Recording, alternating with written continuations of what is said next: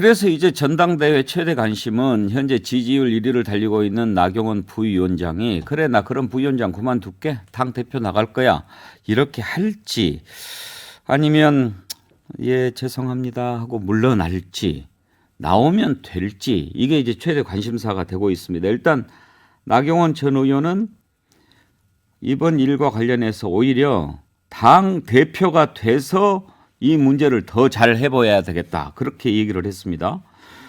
당 대표가 돼야 일을 잘하겠더라. 그 문제를 제대로 해결하려면 그렇게 얘기를 했고요. 장관급 자리와 장관은 다르다. 나는 공직자가 아니라 민간인이다. 이렇게 얘기를 했습니다. 박원석 의원 그러면 나 그만둘래. 그리고 대표할래. 그 얘기 쪽에 가까운 거 아닙니까? 뭐 앞서 그 나경원 의원의 얘기는 기존부터 쭉 해왔던 얘기인데요. 지금 굉장히 큰 이제 장애물이 생긴 거 아니에요. 대통령실이 그냥 정치적 해석 차원에서 윤심이 나경원 의원한테는 없는 것 같다라는 게 아니고 노골적으로 그걸 드러냈어요. 너 출마하지 마라는 얘기를 노골적으로 하는 거고 출마하면 가만 안 둘 거야 이 얘기를 한 거잖아요. 그러니까 나경원 의원 개인적으로는 굉장히 중요한 정치적 실험대에 섰다고 생각합니다. 아까 이제 뭐 대가 얼마나 세냐 이런 얘기 나누는데 여기서 대통령실의 저런 어떤 태클에도 불구하고 정치인이기 때문에 관료가 아니잖아요. 출마를 할 거냐. 물론 리스크가 있습니다. 출마하면 당선된다는 보장은 없지만 정치인들은 늘 그런 리스크를 안고 각종 선거에 임해요. 그게 아니고 그냥 주저앉을 거냐. 저 개인적으로는 주저앉으면 앞으로 국민의힘 내에서 그러니까 보수 정치 영역에서 나경원 의원의 정치적 영향력은 없다고 생각해요. 저런 어떤 부당한 압박에 정치인이 그냥 주저앉는다라고 하면 그냥 눈치 보고 순응하면서 살겠다라는 얘기잖아요. 거기에 어떤 큰 정치를 기대할 수가 있겠습니까? 그래서 나경원 의원도 정치인으로서 자기 앞날을 고민하는 분이기 때문에 저는 출마할 가능성이 높다고 봅니다. 그리고 대통령실의 저런 노골적인 압박은 오히려 부정적인 여론도 그렇고 당심에 부정적인 영향을 끼쳐요. 과거에 박근혜 전 대통령이 서청원, 김무성 두 분이 당대표 선거에서 맞대결을 했을 때 이렇게까지 노골적으로 개입하진 않았어요. 예. 액션은 취하지 않았습니다. 그러니까 박심에 대한 해석만 남겨놓지 액션은 취하지 않았어요. 근데 이거는 액션 정도가 아니고 룰을 바꿔서 유승민 주저앉히고 이제는 나경원 고사작전에 들어가서 나경원 주저앉히고 이거는 당내에 반발을 불러올 가능성이 크기 때문에 오히려 나경원 의원 입장에서는 입지상 크게 나빠진 게 없다. 저 같으면 출마합니다. 무조건. 나온다. 예. 저도 비슷한 생각이에요. 그러니까 우리 정치권의 근원이 있잖아요. 지지율이 깡패다. 예. 결국 지금 나경원 그 의원 입장에서 본다면 정치적 위상을 고려할 때 어정쩡하게 여기서 포기하는 것보다는 레이스에 나서서 끝까지 그 저는 완주하는 것이 정치적 실익이 더 많다고 볼 겁니다. 실제 당대표가 되지 않는다 하더라도 그건 이제 친윤 그룹이 만약에 노골적인 배제를 통해서 나경원이 당심에서는 1위였지만 후보가 되지 않는다 하더라도 비윤 그룹의 또 상징으로 또 부각될 수가 있는 거거든요. 그렇기 때문에 정치인 나경원이라면 저는 이 상황에서 해촉? 윤석열 정부에서 해촉한다? 노 땡큐가 되는 거죠. 그렇게 받아들이고 저는 할 가능성이 커 보인다. 근데 물론 그런데 이걸 단선적으로 무조건 하냐? 저는 역시 또 지지율이다. 자, 이후 추이가 그러면 저렇게 이제 완전히 비윤의 어떤 상징처럼 윤심과는 윤심에 맞서서 싸우는 나경원이 지금 현재 지지율을 유지해 나갈 수 있겠느냐는 문제. 얼마만큼 이렇게 토대가 있느냐. 이것이 이제 남은 기간 동안에 확인이 돼야 되겠죠. 근데 그게 역시 받침이 안 된다. 그러면 꼬꾸라지는 거죠. 해촉을 하면 노 땡큐예요, 오 땡큐예요. 정확히 표현하면은 나는 두 떡을 다 쥐고 당대표 출마하려고 했는데 해촉시켜주면 그 자체로 내가 정치적으로 예. 이것을 근간으로 해서 내가 한번 제대로 오히려 해보겠다라고 하는 그런 어떤 그 투지가 당연히 정치인이 가져야 할 덕목 중에 하나죠. 일단 나온다.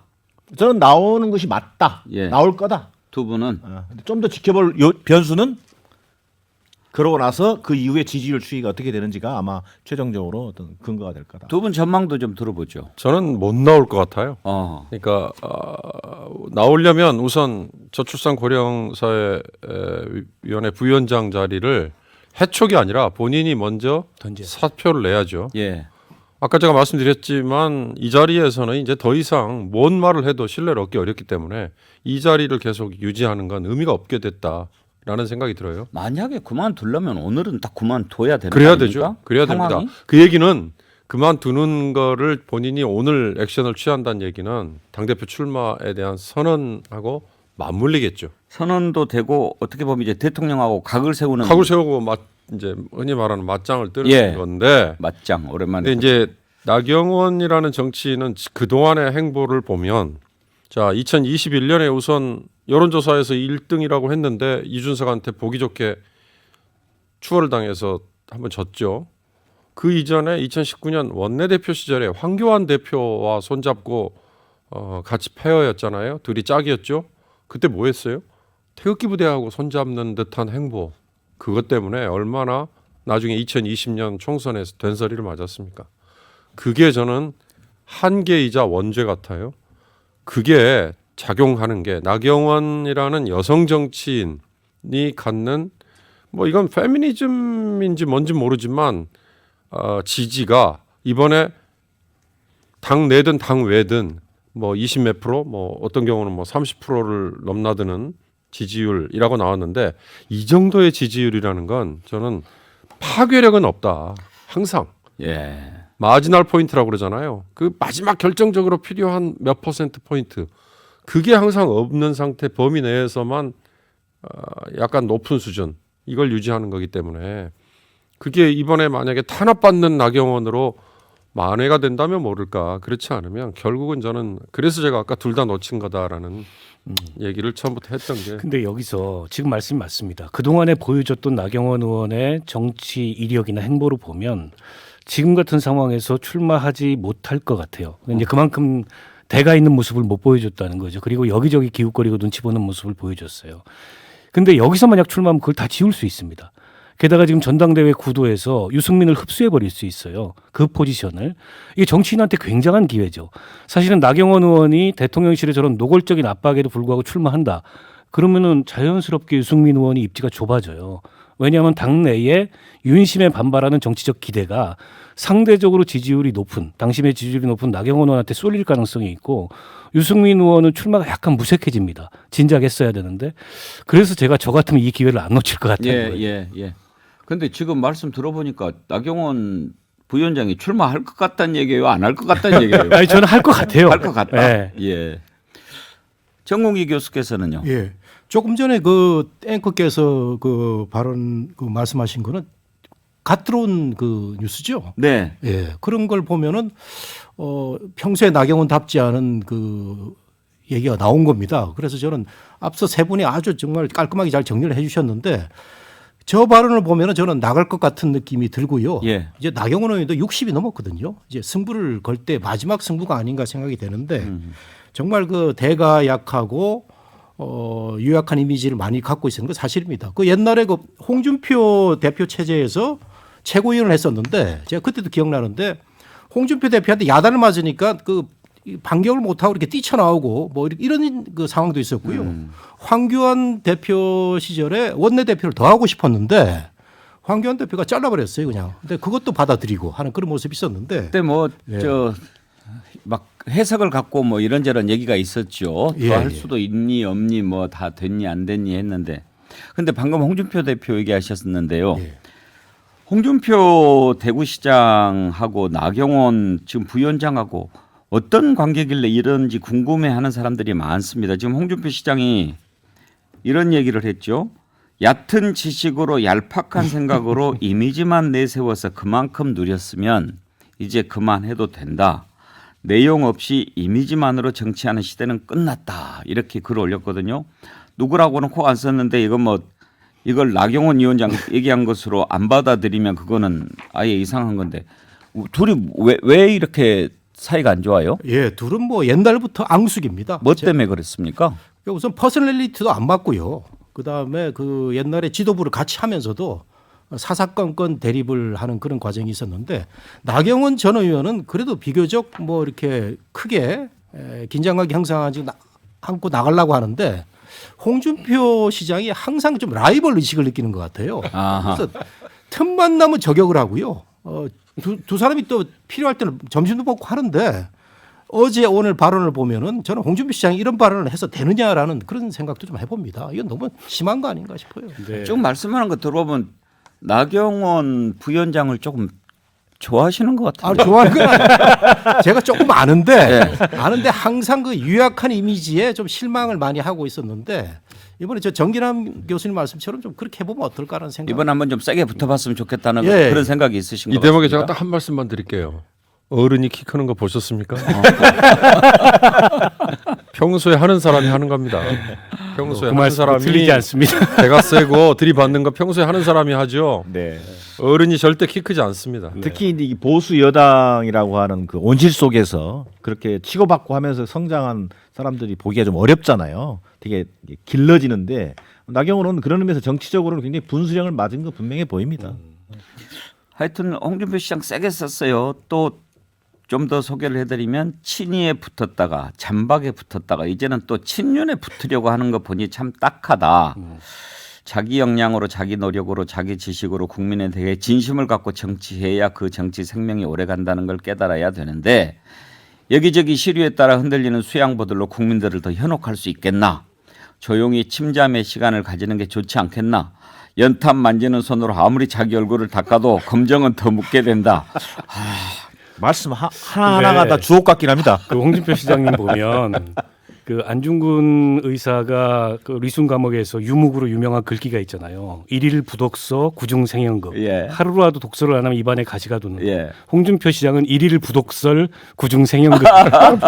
하루라도 독서를 안 하면 입안에 가시가 돋는 분이기 때문에 새삼스럽지 않은 데다가 대권 주자들을 견제합니다. 지난번에도 쭉 이렇게 인물평을 했잖아요. 예. 근데 김기현 의원에 대해서는 인물평은 안 했어요. 여기 두 가지 의미가 있는데 하나는 윤심과 유리되지 않겠다는 거고 하나는 자기 상대가 아니에요. 예. 대권 후보가 아니기 때문에 나머진 전부 디스했습니다. 다 나중에 비슷한 대권 얘기로. 주자로 떠오르면 그때 또 봐야 되겠네요.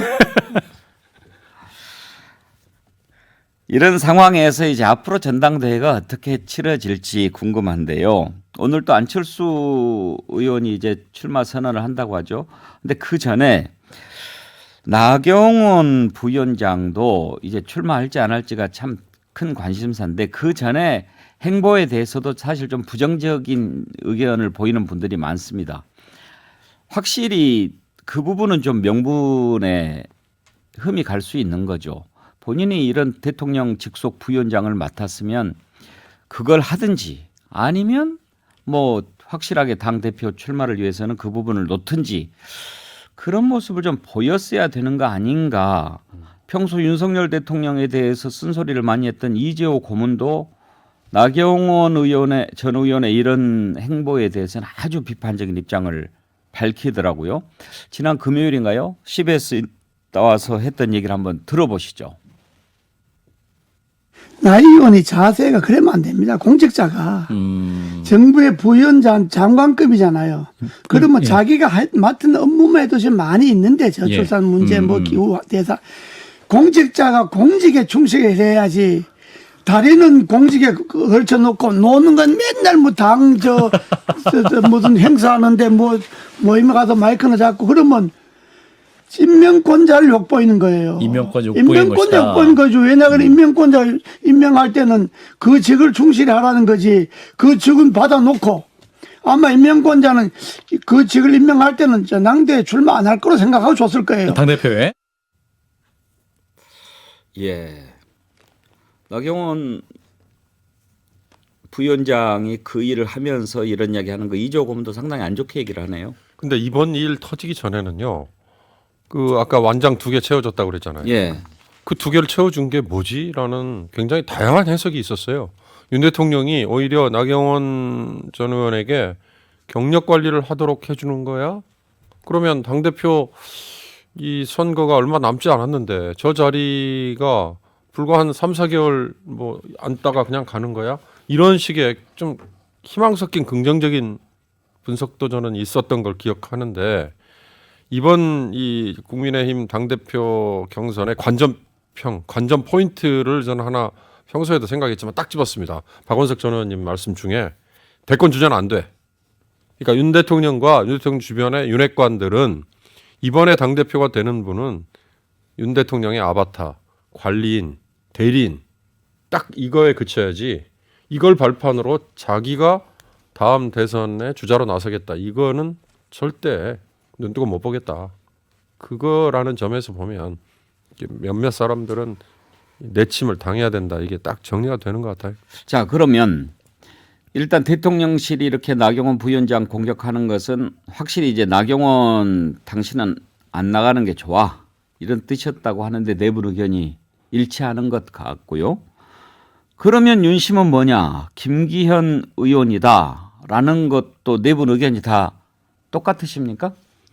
지금 윤 대통령은 김기현 의원이 대표됐으면 좋겠다라는 생각 갖는 것 같다는데 반대의 의견 있는 분 계세요?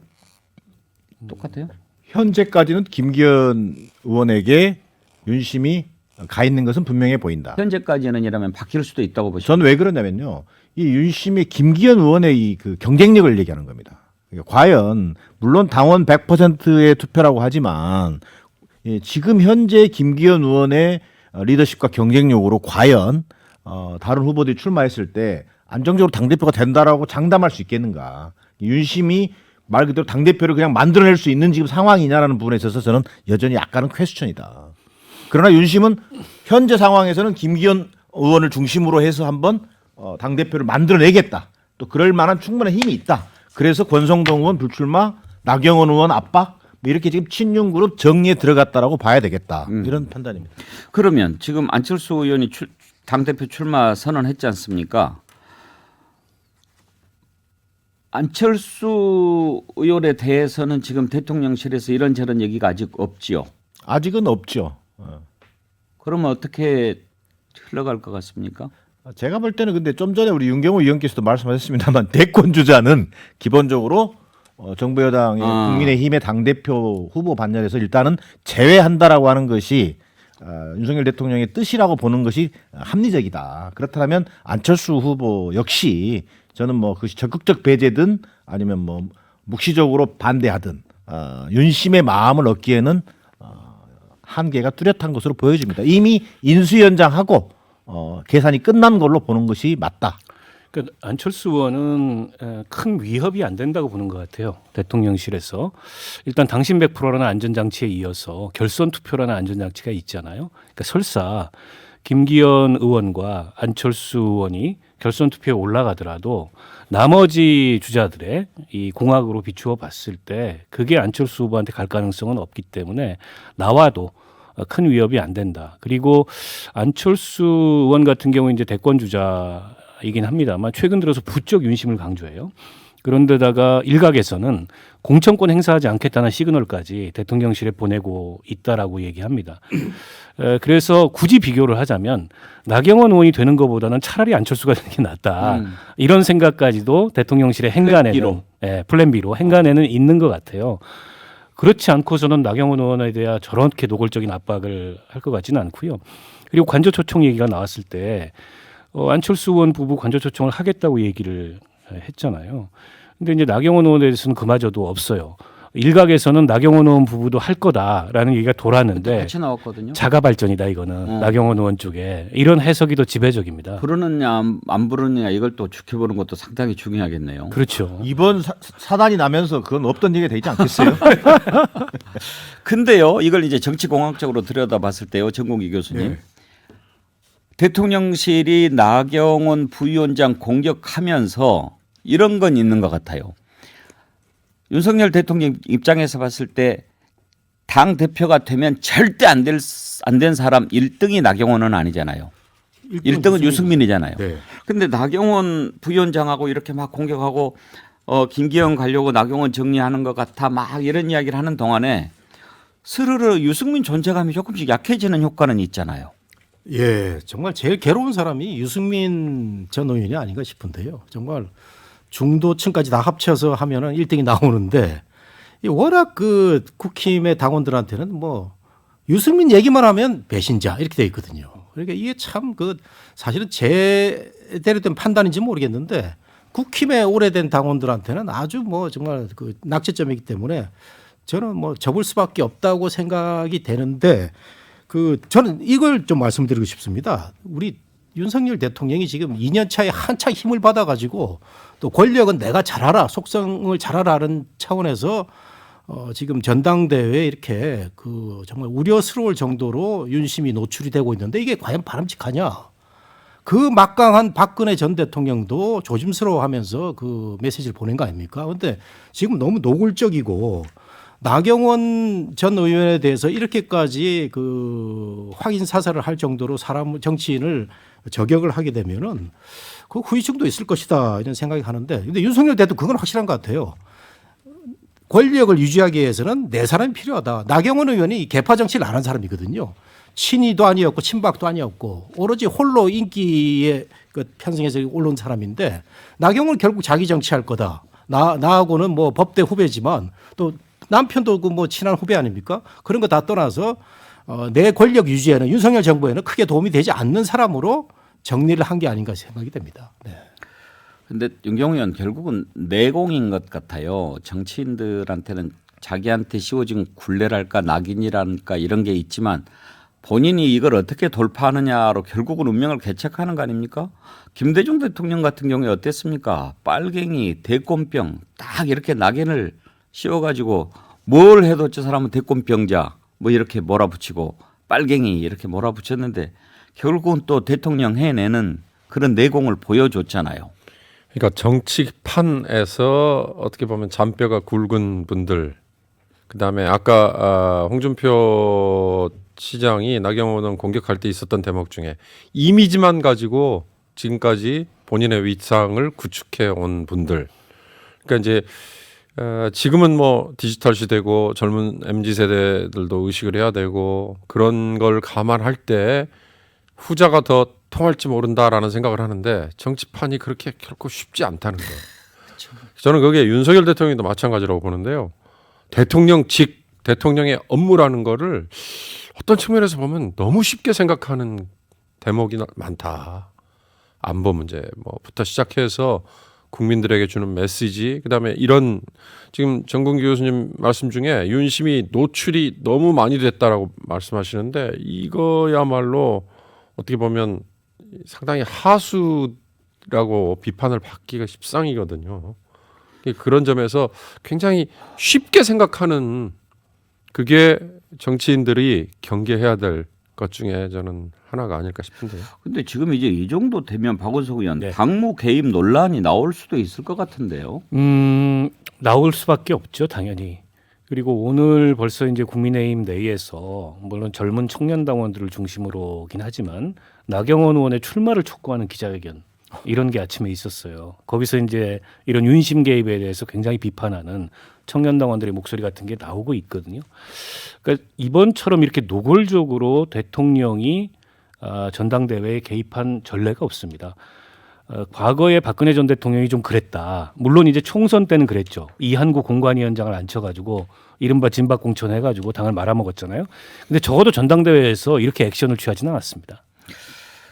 이 정도면 윤심이 정해진 것 같은데 굳이 많은 비용 들여서 전당대회 필요한지 모르겠습니다. 그냥 윤심이 들어가 있는 김기현 임명하면 안 됩니까? 표지판님 의견 주셨는데 그런 생각 드실 만도 합니다. 표지판님께 전지현 씨 BHC 치킨 쿠폰 드리도록 하겠습니다. 네, 오늘 앞이 잘 안 보이는 전당대회 들여다봤는데 언제쯤 싹 보일까요? 네 분 수고하셨습니다. 고맙습니다. 감사합니다. 백운계 시사일번지 함께해 주신 여러분 감사합니다. 내일 오전 11시에 다시 찾아뵙겠습니다.